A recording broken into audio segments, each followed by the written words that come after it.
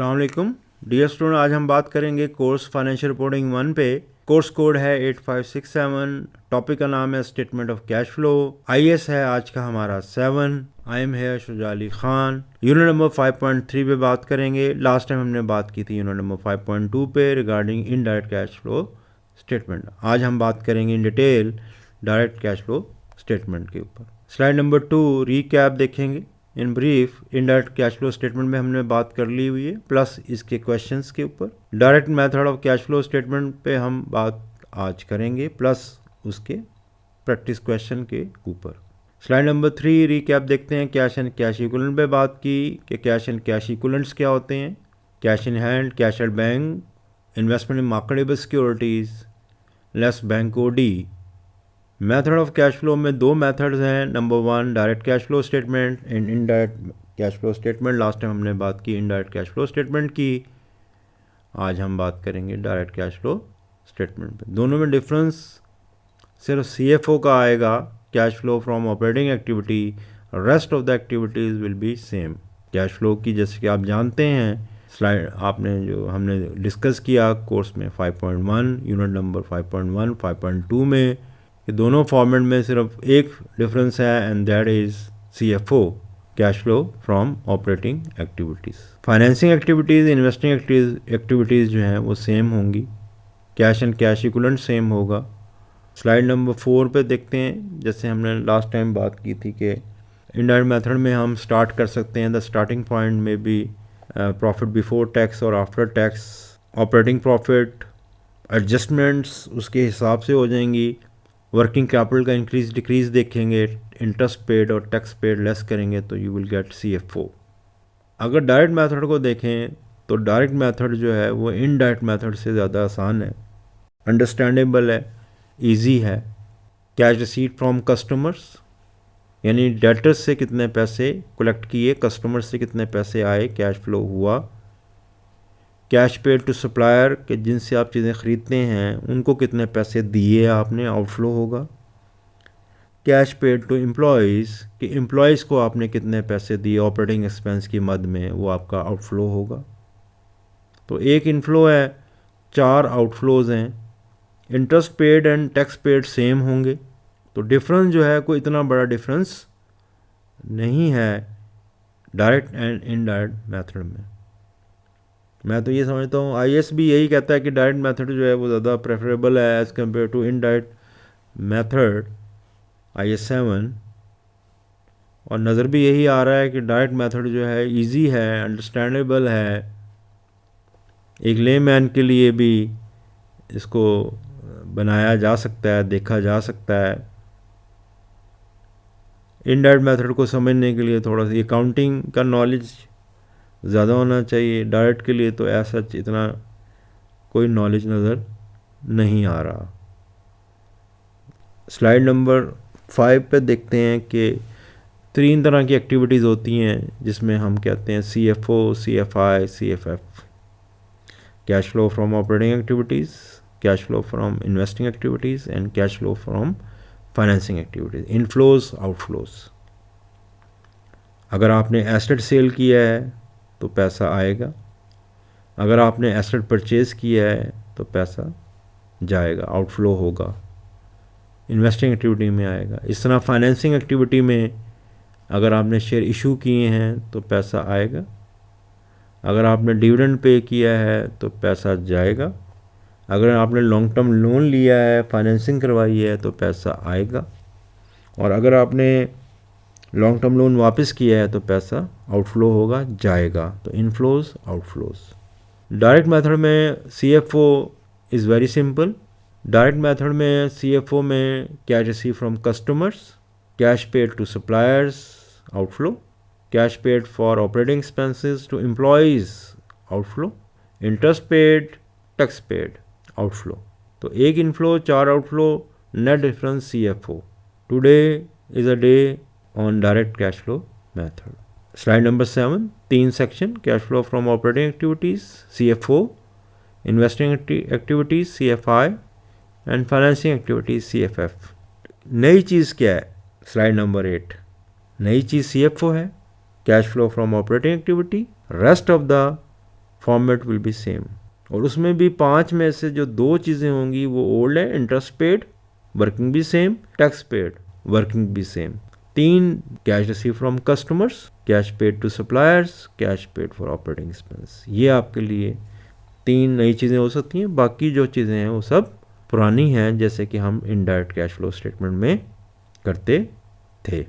Format देख लेते हैं, स्लाइड नंबर 9 में नज़र आ रहा है।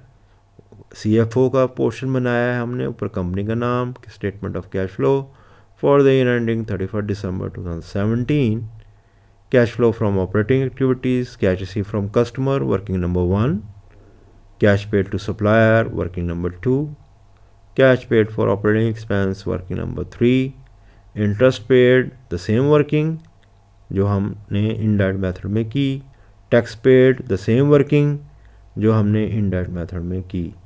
तो वर्किंग नंबर 1 जो है वो चेंज उसमें हमें देखना पड़ेगा। और वो भी बड़ी सिंपल सी वर्किंग है कि डेटर से कितने पैसे रिसीव किए, आपको ओपनिंग बैलेंस BD डेटर्स का लेना पड़ेगा, टी अकाउंट बनाना पड़ेगा, इसका भी, डेटर का भी, स्टॉक का भी, क्रेडिटर का भी। आप तकरीबन तमाम टी अकाउंट बनाने पड़ेंगे डायरेक्ट कैश फ्लो स्टेटमेंट में। इनडायरेक्ट कैश फ्लो स्टेटमेंट में तो हमने कहा था कि नॉन करंट एसेट का बनाएंगे, नॉन करंट लाइबिलिटीज़ का बनाएंगे, इक्विटी का बनाएंगे, सम करंट एसेट और सम करंट लाइबिलिटीज़ का बनाएंगे। ये हमारी स्टेटमेंट थी जब हम इनडायरेक्ट मेथड कर रहे थे। डायरेक्ट मेथड में आपको तकरीबन तमाम के टी अकाउंट बनाने पड़ेंगे। डेटर के टी अकाउंट से कलेक्शन निकल आएगी, क्रेडिटर के टी अकाउंट, सप्लायर का जो टी अकाउंट बनाएंगे उससे पेमेंट निकल आएगी, स्टॉक का अकाउंट से परचेजेज निकल आएंगी, उन परचेज को आप क्रेडिटर के अकाउंट में डालेंगे, प्लेस करेंगे, तो आपके पास कैश पेड टू सप्लायर निकल आएगा, वर्कआउट हो जाएगा। ऑपरेटिंग एक्सपेंस का अकाउंट बनाएंगे, सेलिंग एडमिन का इकट्ठा बना लें और उसमें नॉन कैश हेड को एडजस्ट कर लें, तो आपके पास पेमेंट निकल आएगी for operating expenses. Interest paid, tax paid same, BD CD, interest provide for the year, expense for the year, difference will be interest paid. इस तरह टैक्स का BD CD, tax provide for the year, difference will be tax paid. तो as such direct method जो है उसमें कोई इतनी बड़ी चीज़ नहीं है कि हम इसको समझ ना सकें। Very easy, rather easy as compare to indirect method. T account ज़्यादा बनेंगे और बाकी rest of the format will be same. Slide number 10 पे देख लें। Same, sale proceed of fix asset, sale proceed of long term investment, interest receive same, purchase of fix asset same, CFI। Slide number 11 पे देख लें। Same, financing activity का portion same, net increase decrease in cash and cash equivalent, add opening cash and cash equivalent, closing cash and cash equivalent same. Cash and cash equivalent का format देख लें। Same again. Slide number 12, cash in hand, cash at bank, marketable securities, bank OD the same one. Slide number 13, 2 balance sheet चाहिए आपको कम से कम, एक income statement भी चाहिए for direct cash flow statement के लिए। जबकि इनडायरेक्ट में 2 बैलेंस शीटें आपके पास हों तो आप बना सकते थे indirect method of cash flow statement, लेकिन for direct cash flow statement you must have 2 balance sheets, opening closing and 1 income statement. Account कौन से बनाएंगे? Slide number 14, non current asset same, non current liabilities missing information, equity मालूम करने missing information, all current asset accrued interest receivable, debtors prepaid expense. Cash and cash equivalent के head का नहीं बनाएंगे, simple याद रखने के लिए। बाकी तमाम टी अकाउंट बनेंगे, तो वेरी सिंपल। वहाँ तो हमें सेलेक्ट करने पड़ते थे कि ये नहीं बनाएंगे, ये बनाएंगे, ये क्यों बनाएंगे। यहाँ तकरीबन सारे बनाने पड़ेंगे कैश एंड कैश इक्विवेलेंट्स के अलावा, तो टिक कर लेंगे तमाम वो अकाउंट। स्टेप्स क्या होंगे? सेम स्टेप्स, अकाउंट को टिक करेंगे, क्वेश्चन पढ़ेंगे। Step number 2, cash and cash equivalent, T account बनाएंगे, डाटा पंच करेंगे फ्रॉम प्रॉफिट लॉस से। यहाँ स्टेप नंबर 4 और इनडायरेक्ट में स्टेप नंबर 4 में चेंज आ सकती है, वहाँ में भी प्रॉफिट लॉस ना दिया, लेकिन यहाँ तो प्रॉफिट लॉस काउंट जैसे हमने बात की कि होगा लाजमी। एडजस्टमेंट से डाटा पंच करेंगे, सर्कल करेंगे, बैलेंस की फिगर कैलकुलेट करेंगे, प्रिपेयर कैश फ्लो स्टेटमेंट। तो पॉइंट ऑफ डिफरेंस क्या है? ये स्लाइड पहले भी आपने देखी होगी 15, जब हम इनडायरेक्ट मेथड को डिस्कस कर रहे थे। Point of difference step number 4 है, और कि 2 बैलेंस शीट और प्रॉफिट लॉस का होना ज़रूरी है for direct cash flow statement. और पॉइंट ऑफ डिफरेंस ये भी हो सकता है कि जी जो है टी अकाउंट बनेंगे तमाम चीज़ों के except cash and cash equivalent. तो अगर मैं डिफरेंस क्रिएट करना चाहूँ between direct cash flow statement और इनडायरेक्ट कैश फ्लो स्टेटमेंट की प्रिपरेशन के लिए, तो मैं यही कह सकता हूँ कि उसमें 2 बैलेंस शीट चाहिए, इसमें 2 बैलेंस शीट और 1 इनकम स्टेटमेंट चाहिए। जबकि इनडायरेक्ट मेथड में हमारे पास अगर 2 बैलेंस शीटें दी हुई हैं तो उससे भी हम अपना कैश फ्लो स्टेटमेंट बना सकते हैं। जबकि नंबर 4 स्टेप जो है वहाँ में हो ना हो, लेकिन यहाँ होना ज़रूरी है सेल के रेफरेंस से, कॉस्ट ऑफ गुड्स सोल्ड के रेफरेंस से। तो बड़े इजीली पता चल जाता है कि हमने डायरेक्ट कैश फ्लो स्टेटमेंट बनानी है या इनडायरेक्ट। बाज़ एग्ज़ामिनर जो हैं वो नहीं बताते डायरेक्ट और इनडायरेक्ट, तो हम जजमेंट कर सकते हैं रिगार्डिंग कि हमने क्या बनाना है। अगर डाटा दिया हुआ है डिटेल तो डायरेक्ट कैश फ्लो स्टेटमेंट बन सकती है, और डायरेक्ट से इनडायरेक्ट भी बन सकती है। अगर डाटा डायरेक्ट के लिए दिया तो उससे इनडायरेक्ट बन सकती है, लेकिन अगर डाटा प्योर सिर्फ इनडायरेक्ट का दिया हुआ है तो उससे डायरेक्ट कैश फ्लो स्टेटमेंट बनाना थोड़ा सा मुश्किल हो जाएगा। तो पॉइंट ऑफ डिफरेंस नंबर 4 है। और other things, new things prepare, जैसे हमने बात की स्लाइड नंबर 14 में कि जी आपको ये वाले अकाउंट, डेटर्स का अकाउंट बनाना पड़ेगा कलेक्शन मालूम करने के लिए, स्टॉक का अकाउंट बनाना पड़ेगा परचेजेस मालूम करने के लिए। उन परचेज को क्रेडिटर अकाउंट में आप प्लेस करेंगे and you will get the payment to the creditors और supplier. The most critical account जो है वो ऑपरेटिंग एक्सपेंस का अकाउंट है, उसको बनाना, मैनेज करना थोड़ा सा मुश्किल होता है। लेकिन अगर अक्रूवल प्रीपेमेंट का कॉन्सेप्ट ठीक है तो उसको बनाना, और नॉन कैश एक्सपेंस का कॉन्सेप्ट ठीक है तो वो भी इजीली मैनेजेबल है। बाकी सिंपल BD/CD लिखें, क्रेडिट सेल अज्यूम करके डाल दें, सेल दी होंगी उन तमाम को आप क्रेडिट सेल अज्यूम करें और डाल दें, और कलेक्शन निकल आएगी वहाँ से टी अकाउंट बना के। स्टॉक में से purchase cost of goods sold दी होगी, ओपनिंग क्लोजिंग दिया होगा, डिफरेंस जो है वो परचेजेस आ जाएंगे, उसको अज्यूम करेंगे सारी क्रेडिट परचेज हैं, उसे क्रेडिटर अकाउंट में ट्रांसफ़र कर दें, डिफरेंस जो होगा वो पेमेंट आ जाएगी। ऑपरेटिंग एक्सपेंस में प्रीपेड ऑपरेटिंग एक्सपेंस अगर दिए हुए हैं तो BD/CD कर लें डेबिट साइड पे, अगर एक्रूड एक्सपेंस दिए हुए हैं तो क्रेडिट साइड पे BD/CD कर लें। जो इस साल selling admin expense cost incur की है, जो प्रॉफिट लॉस से आपको मिलेगी वो टी अकाउंट में डाल दें, ऑपरेटिंग एक्सपेंस के टी अकाउंट में डाल दें। जो नॉन कैश एक्सपेंस है जो कि उस एक्सपेंस में शामिल है उनको डेबिट साइड पे डाल दें, लेस कर दें, और जो डिफरेंस आएगा इस ऑपरेटिंग एक्सपेंस में वो पे टू एम्प्लॉइज़ आ जाएगा। इसको हम कहते हैं कि ज़रा क्रिटिकल ये अकाउंट क्रिटिकल अकाउंट समझा जाता है। बाकी स्लाइड नंबर 17 में आप इसके स्टेप देख रहे हैं कि टिक करेंगे, रीड करेंगे, टिक करेंगे question, debtor account, stock, creditor account, operating expense का अकाउंट बनाएंगे, कैश एंड कैश इक्विवेलेंट बनाएंगे। जो ग्रीन किया हुआ इससे ये नज़र आ रहा है कि इनडायरेक्ट मेथड में नहीं था, डायरेक्ट में बनाएंगे। तो कैश एंड कैश इक्विवेलेंट का अकाउंट बनाएंगे, टी अकाउंट बनाएंगे, BD/CD करेंगे। Step number 4 profit loss account से डाटा पंच करेंगे, मस्ट भी होगा, और एडजस्टमेंट से डाटा पंच करेंगे। देन सर्कल बैलेंस की फिगर कैलकुलेट करेंगे और प्रिपेयर कैश फ्लो स्टेटमेंट। तो वही स्टेप जो इनडायरेक्ट मेथड में थे, एक्सेप्ट स्टेप नंबर 4 इसमें होना चाहिए, बाकी स्टेप वही हैं। तो अगर आपको इनडायरेक्ट मेथड का फॉर्मेट और आपको उसकी मैकेनिज़्म आता है तो you can easily prepare direct cash flow statement. 18 में स्लाइड नंबर 18 में वर्किंग हम शो कर रहे हैं डेटर का, जैसे हमने बात की कि बैलेंस BD/CD दिया होगा, लिख लेंगे, क्रेडिट सेल दी होगी, प्रॉफिट लॉस का तो होना ज़रूरी है डायरेक्ट कैश फ्लो स्टेटमेंट में, उसको ज्यूम कर लेंगे क्रेडिट सेल, और डिफरेंस जो होगा वो बैलेंसिंग फिगर आ जाएगी जो कि रेड में नज़र आ रही है। ये कलेक्शन फ्रॉम डेटर आ जाएगा पहली वर्किंग। दूसरी वर्किंग मैंने कहा था स्टॉक की बनाएंगे, स्टॉक का BD/CD दिया होगा, cost of goods sold, profit loss दिया होगा, वहाँ से उठा लेंगे, जो डिफरेंस आएगा उसे क्रेडिट परचेजेस ज्यूम करेंगे, द बैलेंस फिगर। वो जो बैलेंस फिगर होगी वो क्रेडिटर अकाउंट में ट्रांसफ़र करेंगे, क्रेडिटर अकाउंट में जो डिफरेंस आएगा वो आएगा कैश पेड टू सप्लायर। तो कैश पेड टू सप्लायर निकालने के लिए, वर्कआउट करने के लिए you need to prepare 2 account, one is stock, the other one is creditor. Slide number 19 पे बात की हमने।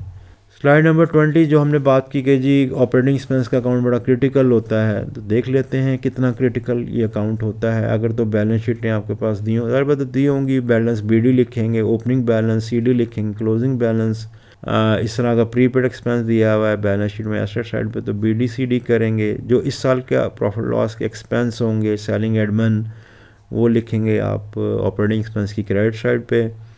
जो नॉन कैश हेड होंगे, depreciation expense, amortisation expense, provision for bad debts, उसको डेबिट साइड पे डाल दें नॉन कैश।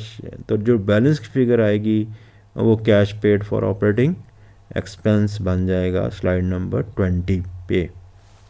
तो स्लाइड नंबर 20 को जहन में रखिएगा, बल्कि जितनी स्लाइडें आप पढ़ रहे हैं अभी वर्किंग की, उसको जहन में रखिएगा जब आप डायरेक्ट कैश फ्लो स्टेटमेंट कर रहे हों। बेहतर ये कि साथ साथ इसको आप अपनी नोटबुक पे नोट भी कर लिया करें, ताकि जब हम एप्लीकेशन की तरफ जाएं तो फिर हमें मसला या प्रॉब्लम या डिफ़िकल्टी ना आए। इंटरेस्ट एक्सपेंस का वही अकाउंट जो इंडेड में सेम एक्रूड इंटरेस्ट पेएबल का अकाउंट अगर बैलेंस शीट में दिया हुआ है, बीडी कर लेंगे, ओपनिंग क्लोजिंग सीडी कर लेंगे। जो इस साल का एक्सपेंस है इंटरेस्ट उसे चार्ज करेंगे। जो डिफरेंस होगा जो रेड कलर में वर्किंग नंबर 4 में नज़र आ रहा है वो होगा इंटरेस्ट पेड। इसी तरह टैक्स पेड का अकाउंट बन जाएगा working number 5, opening balance, closing balance, इस साल जो टैक्स प्रोवाइड किया वो लिखेंगे, जो डिफरेंस आएगा वो आ जाएगा टैक्स पेड। तो ये 5 वर्किंग जो नज़र आ रही हैं आपको स्लाइड नंबर 18 से लेकर और 19, 20 और 21 पे, तो 18 से 21 की वर्किंग जो है इनको अपनी नोटबुक पे नोट कर लें ताकि आप इजीली कर सकें। स्लाइड नंबर 22 पीपीई, वही जो इंडायरेक्ट में बनाते हैं, डेप्रिसिएशन आएगी नेट पे, कैश जो एसेट बेचा लॉस पे बेचा तो वो आ जाएगा। जो डिफरेंस होगा वो बैलेंसिंग फिगर हम अज्यूम कर रहे हैं इस केस में कि cash paid to acquire the PPE. Intangible asset का भी इसी तरह बनेगा, एट नेट पे बीडी सीडी बैलेंस दिए हुए हैं, जो अमोर्टाइजेशन हुई वो आप चार्ज करेंगे। जो डिफरेंस होगा इस अकाउंट में वो cash paid for intangible asset हो जाएगा स्लाइड नंबर 22। स्लाइड नंबर 23 पे long term investment, opening closing balance, जो इन्वेस्टमेंट आपने बेची लॉन्ग टर्म वो लिख देंगे। जो लॉस और गेन पे बेचे, अगर लॉस पे बेची है तो इधर लिख देंगे, गेन पे है तो डेबिट साइड पे लिख देंगे। डिफरेंस होगा वो न्यू इन्वेस्टमेंट आ जाएगी। तो बैलेंस की फिगर कुछ भी हो सकती है, ये रेड इधर का उधर भी हो सकता है, ये कोई हार्ड एंड फास्ट रूल नहीं है कि जी यही हेड होगा। डिपेंड करता है कि अगर तो उसने एक्विजिशन, उसने लॉन्ग टर्म इन्वेस्टमेंट की पेमेंट दी है तो मे भी डिस्पोजल की रिसीट ना दी हो, तो देखना पड़ेगा कि हम किस से क्या चीज़ कैलकुलेट कर रहे हैं। एक्रूड इंटरेस्ट रिसीवेबल का अकाउंट बन जाएगा, बीडी सीडी आपका ओपनिंग क्लोजिंग बैलेंस आ जाएगा। इसके अलावा जो प्रॉफिट लॉस में इनकम चार्ज की है वो डेबिट साइड पे शो कर देंगे। जो डिफरेंस होगा वो cash receive on account of accrued interest receivable होगा। सीडी बैलेंस इसमें हमें लिखना चाहिए था 23 में, तो बीडी सीडी लिखेंगे टोटल के अलावा। 24 में ओपनिंग क्लोजिंग बैलेंस, नए शेयर जो इशू किए हैं वो आपका कैश आ जाएगा from issue of share capital, आपका इन्फ्लो होगा फ्रॉम फाइनेंसिंग। अगर प्रीमियम पे इशू किए हैं वो शेयर, महंगे बेचे हैं, तो जो डिफरेंस होगा वो कैश अज्यूम करेंगे और वो भी फाइनेंसिंग एक्टिविटी का हिस्सा होगा। लॉन्ग टर्म लोन अगर हमने इशू किया है, नया लिया है, तो इन्फ्लो होगा। अगर ये डेबिट साइड पे आया था तो रीपेमेंट हो जाती। रिटेनिंग में net profit for the year आ जाएगा, जनरल रिजर्व की डिस्ट्रीब्यूशन आ जाएगी, डिविडेंड पेएबल आ जाएगा। डिविडेंड पेएबल जो है ये डिविडेंड पेएबल के अकाउंट में चला जाएगा, वहाँ से हम निकाल लेंगे। जनरल रिजर्व में कोई कैश फ्लो की इन्वॉल्वमेंट नहीं। डिविडेंड पेएबल के जैसे अभी हमने बात की स्लाइड नंबर 26, इसका बीडी सीडी लिखेंगे। रिटेनिंग जो इस साल आपने डिविडेंड डिक्लेयर किया, जो डिफरेंस होगा वो डिविडेंड पेड आ जाएगा, जो कि फाइनेंसिंग एक्टिविटी में शो करेंगे। फॉर्मेट देख लेते हैं और इसके क्वेश्चन देख लेते हैं स्लाइड नंबर 28 पे on direct cash flow statement. Jami limited profit loss account, जैसे कि हमने कहा कि प्रॉफिट लॉस अकाउंट दिया होगा फॉर अगर हमने direct cash flow statement apply करनी होगी। इसमें सेल भी दी हुई है, कॉस्ट ऑफ गुड सोल्ड भी गिवन है, ग्रॉस प्रॉफिट भी गिवन है, ऑपरेटिंग एक्सपेंस में इंक्लूडिंग डेप्रिसिएशन गिवन है, ऑपरेटिंग प्रॉफिट गिवन है, interest expense, profit before taxation, taxation and profit after tax दिया हुआ है। हमें पैट की ज़रूरत नहीं है क्योंकि हम तो डायरेक्ट कैश फ्लो स्टेटमेंट कर रहे हैं। सेल की ज़रूरत है, हम अज्यूम करेंगे ये सेल दी हुई है स्लाइड में, 1000 रुपये की सारी क्रेडिट सेल है। कॉस्ट ऑफ गुड सोल्ड को स्टॉक के अकाउंट में डालेंगे आप डेटर का अकाउंट बना लें, उसमें BD/CD लिखें, जो सेल है उसे डेबिट साइड पर डालें, जो डिफरेंस आएगा वो कलेक्शन आ जाएगी, ये वर्किंग 1 बन जाएगी। इस तरह स्टॉक का अकाउंट बना लें और क्रेडिटर का अकाउंट बना लें, BD/CD लिखें और फिर कॉस्ट ऑफ गुड्स सोल्ड को स्टॉक के अकाउंट में डालें, जैसे कि पीछे वर्किंग में स्लाइड में नज़र आ रहा था। डिफरेंस जो होगा वो परचेजेस आ जाएंगी, उन सारी परचेजेस को अज्यूम करें क्रेडिट परचेजेस, उनको डालें क्रेडिटर अकाउंट में, जो डिफरेंस आ जाएगा वो कैश पेड टू सप्लायर आ जाएगा। इस तरह ऑपरेटिंग एक्सपेंस का अकाउंट बनाएंगे। BD/CD अगर बैलेंस शीट में दिया, बैलेंस शीट देख लेते हैं। BD करंट एसेट दिए हुए, फिक्स एसेट का BD/CD दिया हुआ, नेट 1999 और 2000 का, इसका BD/CD लिखते जाएं। स्लाइड नंबर 29 पे जैसे नज़र आ रहा है 29 पे, इनके सबके टी अकाउंट बना लें। हमने ये बात की थी कि इसमें टी अकाउंट ज़्यादा बनते हैं as compare to indirect cash flow statement. Cash and cash equivalent के अलावा तमाम चीज़ों के टी अकाउंट हम बनाएंगे, तो आप एक पेज पे बनाते जाएं। 500 opening balance BD debit side पे लिख दें, CD 550 जो है वो क्रेडिट साइड पे लिख दें। करंट एसेट में स्टॉक को टिक कर लें, डेटर को टिक कर लें, शॉर्ट टर्म इन्वेस्टमेंट को छोड़ दें, कैश एंड बैंक को छोड़ दें क्योंकि ये कैश एंड कैश इक्विवेलेंट की मद में जाएगा, इसकी वर्किंग में जाएगा। शेयर कैपिटल को टिक कर लें, उसमें चेंज आ रही है। रिटेनिंग को छोड़ दें, क्या करना है। डिविडेंड के लिए शेयर टिक कर लें, देख लें। लॉन्ग टर्म लोन को टिक कर लें, इंटरेस्ट पेएबल को टिक कर लें, बैंक OD को छोड़ दें क्योंकि ये कैश एंड कैश इक्विवेलेंट का पार्ट है, तो हमारे पास कैश एंड कैश इक्विवेलेंट भी बनाना पड़ेगा। क्रेडिटर अकाउंट को टिक कर लें, तो इनको BD कर लें। स्लाइड नंबर 29 और 30 पे जो इन्फॉर्मेशन दी हुई है इसको आप टी अकाउंट बना के तो इनको BD कर लें। 30 को भी देख लें, इसमें जो हेड दिए हुए हैं इनको जल्दी जल्दी आप BD कर लें। याद रहे डियर स्टूडेंट के कैश एंड कैश इक्विवेलेंट जो हैं उनके जो हेड मैंने बताए थे उनको आपने नहीं लेना क्योंकि वो कैश एंड कैश इक्विवेलेंट में आएंगे, उसकी चेंज को देखेंगे। उम्मीद है कि मैंने आपने इसको BD/CD कर लिया होगा, अपने पास टी अकाउंट बना लिए होंगे। क्वेश्चन को इसीलिए हम रखते हैं सामने ताकि आप क्वेश्चन को अच्छे तरीके से एब्जॉर्व कर लें, देख लें, प्रॉफिट लॉस को देख लें। 28, 29, 30 स्लाइड जो है इसको इससे डाटा पंच कर लें। अब डाटा अगर आपने टी अकाउंट बना ली है, एडजस्टमेंट कोई भी नहीं दी हुई, तो डाटा पंच करेंगे प्रॉफिट लॉस से। सेल की फिगर को डेटर अकाउंट में डाल दें। Slide number 28 cost of goods sold की फिगर को डाल दें उठा के स्टॉक अकाउंट में। डिफरेंस जो होगा वो क्रेडिट परचेजेस आ जाएंगी, उसको उठा के डालें क्रेडिटर अकाउंट में। जी हाँ बिल्कुल, तो जो डिफरेंस आएगा वो कैश पेड टू सप्लायर आ जाएगा। ऑपरेटिंग एक्सपेंस का BD/CD 0, both side debit credit, क्योंकि बैलेंस शीट में ना अक्रूवल है ना प्री पेमेंट्स हैं। 200 लिखेंगे और डेप्रिसिएशन को डेबिट साइड पे लिखेंगे। जो डिफरेंस होगा वो cash paid for operating expense होगा। इंटरेस्ट पेएबल का अकाउंट बना लें, यहाँ से इंटरेस्ट की अमाउंट स्लाइड नंबर 28 पे दी हुई क्रेडिट साइड पर डालें। डिफरेंस जो होगा वो इंटरेस्ट पेड आ जाएगा। सिमिलरली टैक्स का बैलेंस उठाएं, BD करें। BD/CD टैक्स का मेरे ख्याल 0 लिखें और टैक्स पेड शो कर दें। सोल्यूशन देखते हैं। इसी तरह हमने बात की थी स्लाइड नंबर 32 कि सबसे पहले कैश एंड कैश इक्विवेलेंट बनाएंगे। जैसे कि क्वेश्चन में देखा 4 तरह के कैश एंड कैश इक्विवेलेंट दिए हुए थे, cash in hand, cash at bank, marketable securities, bank OD। Net difference जो होगा वो आपका 40 का होगा, increase in cash and cash equivalent. Opening balance आपके पास 250 का OD माइनस में, क्लोजिंग बैलेंस आ गया 210 OD माइनस में, तो 40 का कैश इनफ्लो इंक्रीज़ हुआ होगा। तो आपका कैश फ्लो स्टेटमेंट का जो आंसर आना चाहिए, तीनों का जो सम आना चाहिए वो 40 इंक्रीज़ में आना चाहिए। इसको ध्यान में रखिएगा। Slide number 32। उसी तरह बात की डेटर अकाउंट बनाया होगा, इसको चेक कर लें। 33 स्लाइड नंबर पर डेटर अकाउंट हमने कहा था BD/CD करेंगे, ओपनिंग क्लोजिंग। जो सेल है उसको अज्यूम करेंगे कि सारी क्रेडिट सेल है। उसी तरह जो डिफरेंस आएगा 980 का, इसे गोल दायरे में कर लें। ये आएगा कैश रिसीव फ्रॉम कस्टमर्स, इसको लिख लें। स्लाइड नंबर 34 पे स्टॉक का हमने कहा था अकाउंट बनेगा, वर्किंग नंबर 2 क्रेडिटर अकाउंट बनेगा। डाटा पंचिंग करें, BD/CD करें बैलेंस शीट से, cost of goods sold profit loss से। जो डिफरेंस आएगा उसे हम कहेंगे परचेजेस 670, इसको ट्रांसफ़र करें क्रेडिटर अकाउंट में।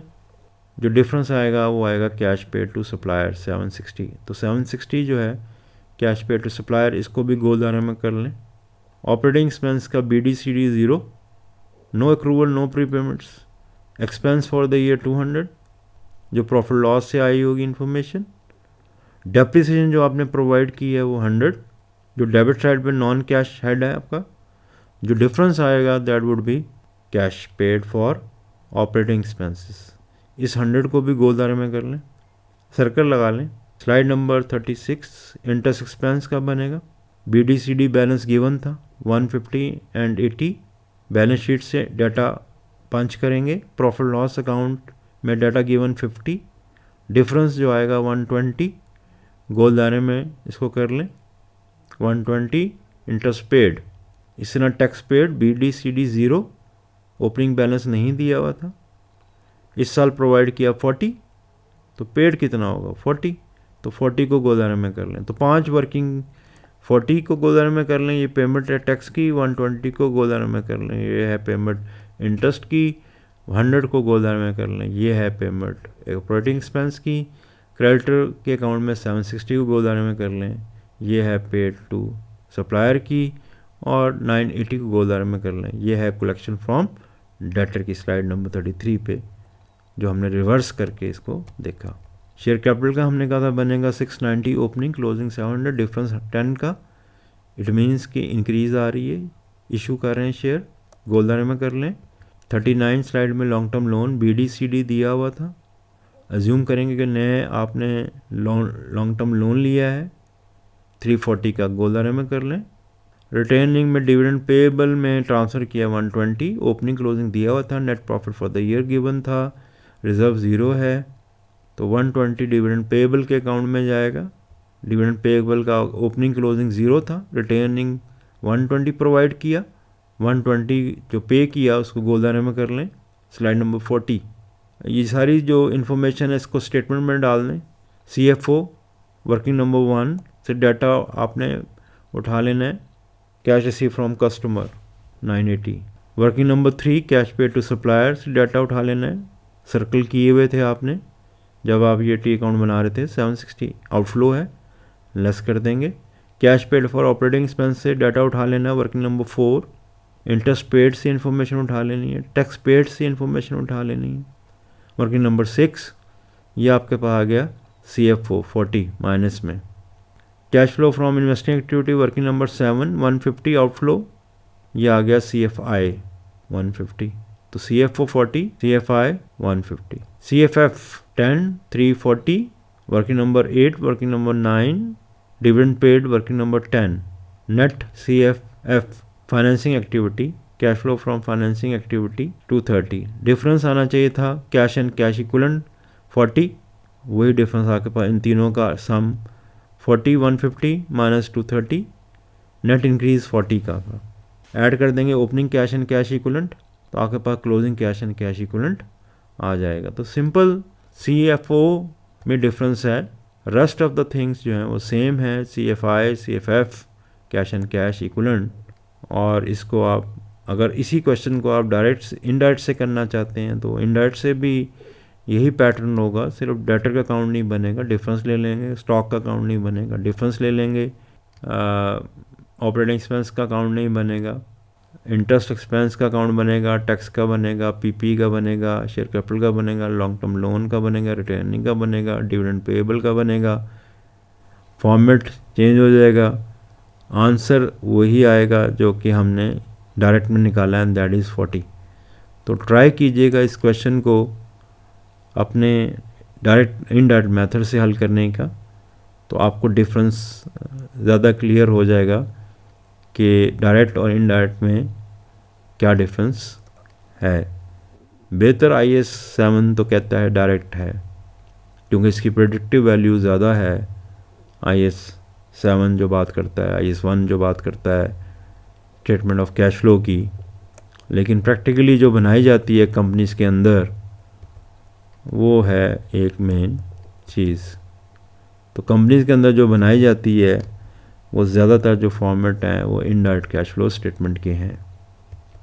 किसी कंपनी की फाइनेंशियल स्टेटमेंट खोलें, लास्ट टाइम भी मैंने बात की थी कि अपनी फाइनेंशियल स्टेटमेंट, कंपनीज़ की फाइनेंशियल स्टेटमेंट गो थ्रू किया करें, रेलिवेंट आईएएस से, कि जो आईएएस आप पढ़ते हैं उसकी रेलिवेंसी से कंपनीज़ की फाइनेंशियल स्टेटमेंट को डाउनलोड करें और उनको पढ़ें, उनको देखें।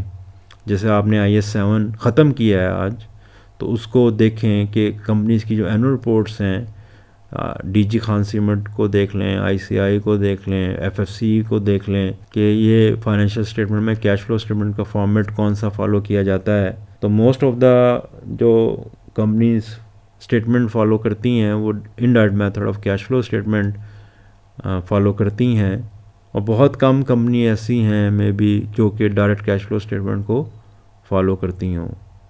वाई, क्यों ऐसा होता है, जबकि आईएएस ये कह रहा है कि डायरेक्ट कैश फ्लो स्टेटमेंट बेहतर है, लेकिन हमारे यहाँ जो प्रैक्टिस है वो indirect method of cash flow statement की ज़्यादा है। तो ये क्वेश्चन है, इसको देखें, इस पे सोचें, इसको डिस्कस करें, और आने वाले दिनों में हम ये समझते हैं कि डायरेक्ट कैश फ्लो स्टेटमेंट जो है उसकी एप्लीकेशन ज़्यादा होगी, उसकी यूटिलाइजेशन ज़्यादा होगी, और हम बेहतरी की तरफ जाएंगे। इंशाल्लाह नेक्स्ट टाइम नेक्स्ट टॉपिक के साथ फिर हाज़िर होंगे। अपना ख्याल रखिएगा। अल्लाह हाफिज़। शुक्रिया।